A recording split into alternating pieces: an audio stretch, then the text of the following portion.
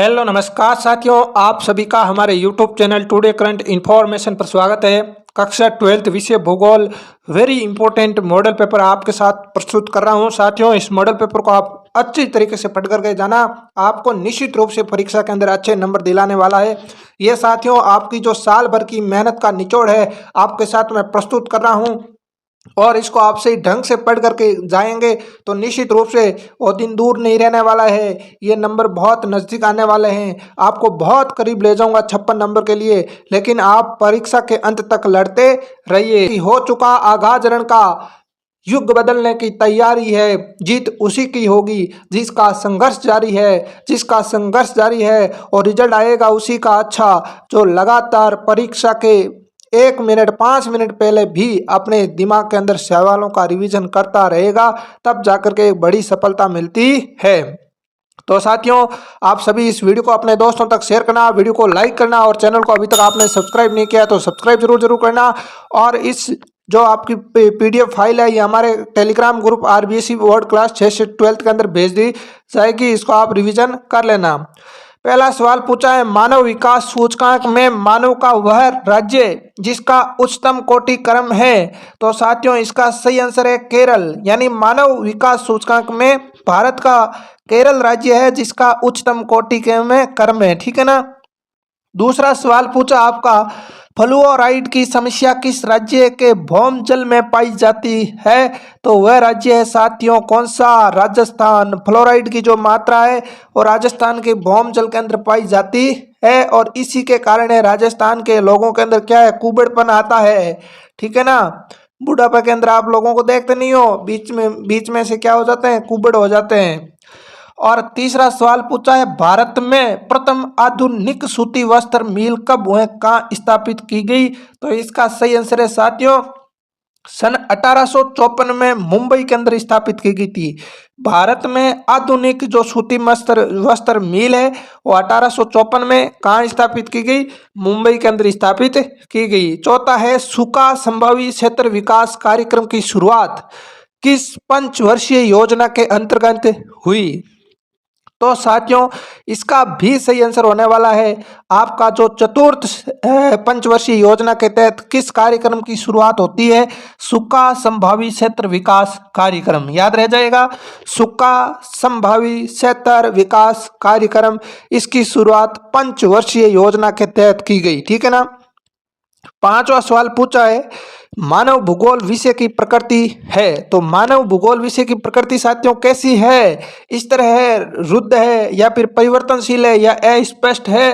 तो आपको बताना है मानव भूगोल विषय की जो प्रकृति है वो कैसी होती है साथियों, परिवर्तनशील होती है। कैसी होती है, परिवर्तनशील। आगे छठा सवाल पूछा है, नगरीय क्षेत्रों में स्त्रियों की संख्या पुरुषों की अपेक्षा अधिक है, इसका कारण क्या है साथियों, विकसित देशों में। किस देशों में साथियों, विकसित देशों में है।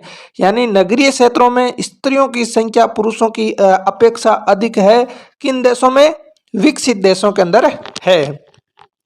ठीक है, जैसे उदाहरण भारत मान सकते हो आप। ठीक है ना। अब आगे पूछा सवाल, खट्टे फलों की भूमध्य सागरीय कृषि का प्रमुख क्षेत्र नहीं है। तो इसका सही आंसर है पूर्वी एशिया नहीं है। ठीक है। नेक्स्ट सवाल, जनसंचार का माध्यम कहा जाता है। तो साथियों जनसंचार का माध्यम किसे कहेंगे हम, इंटरनेट को कहेंगे, डाक सेवा को कहेंगे, मोबाइल व दूरभाष को कहेंगे या फिर रेडियो व दूरदर्शन को कहेंगे।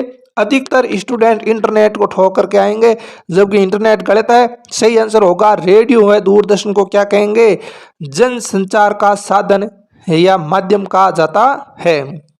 ठीक है ना। नेक्स्ट है, विश्व का संगतम रेल तंत्र पाया जाता है। तो विश्व का संगतम रेल तंत्र किस देश के अंदर पाया जाता है। तो यहाँ पर आपको लिखना है यूरोप में पाया जाता है। किसमें, यूरोप में पाया जाता है। यहाँ पर महाद्वीप पूछा है आपसे तो यूरोप महाद्वीप बताना है। अब रिक्त स्थान के सवाल आते हैं आपके सामने। पहला रिक्त स्थान पूछा है, भारत सरकार ने शहरी गंदी बस्तियों में सुधार लाने के लिए कौन सा मिशन चलाया, बताओ। तो साथियों इसके लिए मिशन चलाया था स्वच्छ भारत अभियान। कौन सा मिशन साथियों, स्वच्छ भारत मिशन अभियान शुरू किया गया था। दूसरा है, सर्वाधिक जनसंख्या वृद्धि दर किस महाद्वीप के अंदर है साथियों, अफ्रीका महाद्वीप की है। सर्वाधिक जनसंख्या वृद्धि दर पूछ रहा है, तो वृद्धि दर के अंदर आपको अफ्रीका बताना है, कौन सा है, अफ्रीका महाद्वीप है। और तीसरा पूछा है, डॉक्टर महबूब उल हक ने मानव विकास सूचकांक सन 1990 में निर्मित किया था। कब किया था साथियों, 1990 के अंदर है और निर्मित किया गया था। किसने, डॉक्टर महमूद उल हक ने मानव विकास सूचकांक तैयार किया था। कब, 1990 में। चौथा पूछा है, ग्रामीण बस्तियों में जहां कहीं मार्ग आकर एक स्थान पर मिले तो उसका प्रतिरूप विकसित होगा, कैसा, तारा प्रतिरूप विकसित होगा। कैसा, एक मार्ग इधर से आ रहा है, एक इधर से आएगा, तो ये कैसा, तारा टाइप का है, प्रतिरूप विकसित हो रहा है। नेक्स्ट आपसे पूछे तीसरा सवाल का पहला सवाल है, पुनः चक्रित किए गए जल को किन्हीं दो कार्यों में उपयोग संभव है। तो यहाँ पर बताना, पुनः चक्रित किए गए जल का उपयोग है और एक तो शीतलन एवं अग्निशमन के लिए तथा बागवानी के लिए किया जाता है। आगे दूसरा सवाल पूछा आपसे, जल प्रदूषण के कोई दो कारण बताइए। तो यहाँ पर बताना है, उद्योगों के विषाक्त जल का जल स्रोतों में निस्तारण तथा नगरीय गंदे व मल युक्त जल का है साफ जल में मिलाना, ये क्या है, जल प्रदूषण के दो कारण है। अब आपसे पूछा है, पॉल विडाल डिला ब्लास ने मानव भूगोल को किस प्रकार परिभाषित किया है। इस पर लगा लीजिए स्टार। याद करके ही जाना है, परीक्षा में यह सवाल 100% आएगा। ये मैं स्क्रीनशॉट के अंदर वापस भेजूंगा आपको, इस सवाल को आप पढ़ करके जाना है, ठीक है ना। Paul Vidal de la Blache की मानव भूगोल की परिभाषा याद होनी चाहिए आपको, ठीक है ना। लिख करके याद करके जाना, परीक्षा के अंदर आएगी। तो मैं बोल देता हूं, इनकी परिभाषा है, हमारा पृथ्वी को नियंत्रण करने वाले भौतिक नियमों तथा इस पर रहने वाले जीवों के मध्य संबंधों के अधिक संश्लेषित ज्ञान से उत्पन्न संकल्पना है।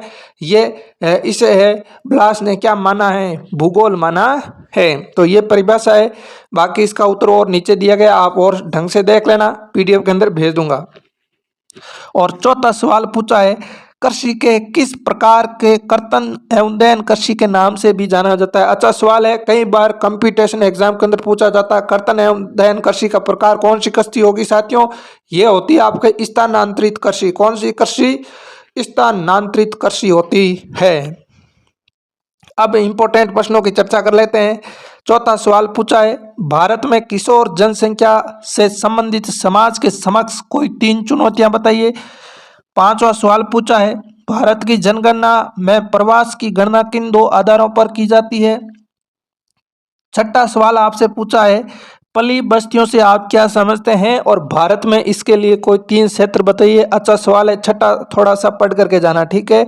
खनिज संसाधन की 3 विशेषताएं बता दोगे। सतत पोषणीयता विकास, अच्छा सवाल है, इंपॉर्टेंट सवाल है, पढ़ करके जाना। परिभाषा आएगी, सतत पोषणीयता विकास से आप क्या समझते हो, ठीक है ना। आगे 9 नंबर सवाल है, भारत में अंतर्राष्ट्रीय व्यापार में अपनी हिस्सेदारी बढ़ाने के लिए कौन से उपाय अपनाए हैं, कोई 3 उपाय लिखिएगा। 10वां पूछा है, जनसंख्या वितरण को कौन से सामाजिक सांस्कृतिक कारक प्रभावित करते हैं, 3 कारक बताइए। 11वां है, मानव विकास के आधारभूत आवश्यकता उपागम पर टिप्पणी लिखिएगा। 12वां पूछा आपसे, न्यूजीलैंड में दुग्ध उत्पादक क्षेत्रों से बाजारों के लिए दूध आपूर्ति हेतु परिवहन का कौन सा माध्यम उपयोगी है और क्यों। और 13वां पूछा है, अंतर्राष्ट्रीय व्यापार के 3 आधार। 14 नंबर सवाल पूछा है, अंतर्राष्ट्रीय व्यापार के महत्वपूर्ण पक्ष कितने होते हैं, कोई एक पक्ष के बारे में लिखिएगा। और आगे पूछा है, विश्व नगरी मेगा सिटी से आप क्या समझते हो, इंपॉर्टेंट लगा लेना, पूछा जा सकता है, विश्व नगरी मेगा सिटी से आप क्या समझते हो। ऐसे ऐसे सवाल आएंगे, आपको पता ही नहीं चलेगा किस पार्ट में से सवाल आया है, ठीक है, इसलिए मैं समझा रहा हूँ, थोड़ा ढंग से समझ लेना। 16 नंबर है, भारत में किन्हीं 2 लौह इस्पात उद्योग संयंत्रों का वर्णन कीजिए। इंपॉर्टेंट सवाल है, स्टार लगा लीजिए, ठीक है ना। आगे 17 नंबर सवाल पूछा है, भारतीय रेल परिवहन की वर्तमान स्थिति का संक्षिप्त टिप्पणी लिखिए या संक्षिप्त में समझाइए, ठीक है। बाह्य स्रोतन की व्याख्या कीजिए। आगे 19 नंबर, भारत की स्वतंत्रता प्राप्ति के पश्चात कृषि का विकास की महत्वपूर्ण नीतियों का वर्णन करो। और भारत में कपास एवं जूट फसलों का विस्तृत व्याख्या कीजिए। 19वां सवाल और 20वां सवाल आपके हैं। 19वां कृषि से संबंधित आने वाला है और 20वां है बड़े और छोटे पैमाने के उद्योगों की तुलना कीजिए। और नेक्स्ट आपसे अतवा में पूछा जाएगा, जर्मनी के रुहुर क्षेत्र में एक नया रुहुर भूदशीय विकसित हो रहा है, इसे समझाते हुए परंपरागत वृहद औद्योगिक प्रदेशों की प्रमुख विशेषताएं और समस्याएं लिखिएगा। ठीक है, तो भूगोल के अंदर दो बड़े सवाल आपको 8 नंबर दिलाएंगे। एक तो कृषि वाले चैप्टर में से एक प्रश्न आएगा, श्योर है। ठीक है ना, और बड़ा प्रश्न मिलेगा आपको देखने के अंदर। थोड़ा सा ढंग से चैप्टर को आज वापस रिवाइज कर लेना। ठीक है, नहीं तो आप ये 10 मॉडल पेपर मैंने भेजे ना, इन मॉडल पेपरों के अंदर जो 19वां सवाल है ना, हर एक सवाल को लिख लिख करके याद कर लो, इनसे बाहर नहीं जाएगा। ठीक है ना, ये मैं आपके साथ वादा करता हूँ, इनसे बाहर नहीं जाने वाला है। ठीक है, या तो कपास जूट आएगा, या चावल आएगा, या गेहूं से संबंधित सवाल आएंगे। ठीक है, गेहूं बाजरा, इस प्रकार से आपको है विशेषताएं या फसलों के बारे में विस्तृत व्याख्या भी पूछी जा सकती है। ठीक है, तो काफ़ी ढंग से हमने आपके लिए है सोचा है, और आपकी जो उम्मीद है मेरे से वो मैं पूरी करके रहूँगा, और जो मेरी आपसे उम्मीद है वो आप पूरी ज़रूर करना। ठीक है ना, तो साथियों जो आपका ये मानचित्र है मैंने बोल दिया है, इन 10 मॉडल पेपरों के बाहर जो अंदर मानचित्र दिए गए हैं, इनसे बाहर एक भी मानचित्र का है वो आपका नहीं जाने वाला। ठीक है ना, तो इनको थोड़ा सा आप जरूर मानचित्र है ना, एग्ज़ाम देते जाते समय ना, जैसे घर से निकलो ना, आधे घंटे पहले इनको थोड़ा एक बार और देख के चले जाना। एक भी प्रश्न गलत नहीं होने वाला है। मानचित्र को एक बार पुनः देख लेना। ठीक है ना, 10 PDF है, सारी भेजी हुई है, बेस निकाल के चेक करना है कौन सा काम पर है, तो आपको निश्चित रूप से गलती नहीं होगी। ठीक है ना, वरना मानचित्र के अंदर कभी कभी गलती हो जाती है। तो मेरा कहना मानिए, एग्जाम से 1 घंटे पहले आप है ना 10 मॉडल पेपरों को खोलिए, जो स्थान दिए गए उनको एक बार पुनः देख लीजिए, ताकि गलत नहीं हो। तो साथियों, ये वीडियो आपको कैसा लगा है? अगर अच्छा लगा है तो अपने सभी दोस्तों तक वीडियो को शेयर करना, वीडियो को लाइक करना, और चैनल को अभी तक सब्सक्राइब नहीं किया है साथियों आपने, तो सब्सक्राइब जरूर कीजिए। दिल से सब्सक्राइब कीजिए कि वास्तव में अच्छा पढ़ा रहे हैं, और मैं आपको वादा करता हूं कि सवाल यहीं से आएगा। पढ़ लो। ठीक है ना, फिर आपसे पछतावे के अलावा कुछ भी नहीं मिलने वाला है। बाकी अब संजीवों की किताबों की डैश वर्कों से कुछ भी नहीं आने वाला है। ठीक है ना, कोई नॉर्मल से सवाल आ रहे हैं, जो आपको चीज़ें प्रोवाइडेड करवा रहे हैं उनको आप ध्यान से देखिएगा। शेखावत मिशन इंपॉर्टेंट प्रश्नों की PDF और ये 10 मॉडल पेपर देख लेना। लगभग जिस विद्यार्थी के 30 नंबर आ रहे थे ना, उसके 45 आएंगे। ठीक है ना, कितने आएंगे? 45 आएंगे, ये मैं वादा करता हूँ। तो साथियों, आज के लिए इतना ही, मिलते हैं अगले सेशन में, तब तक के लिए धन्यवाद। जय हिंद, जय भारत।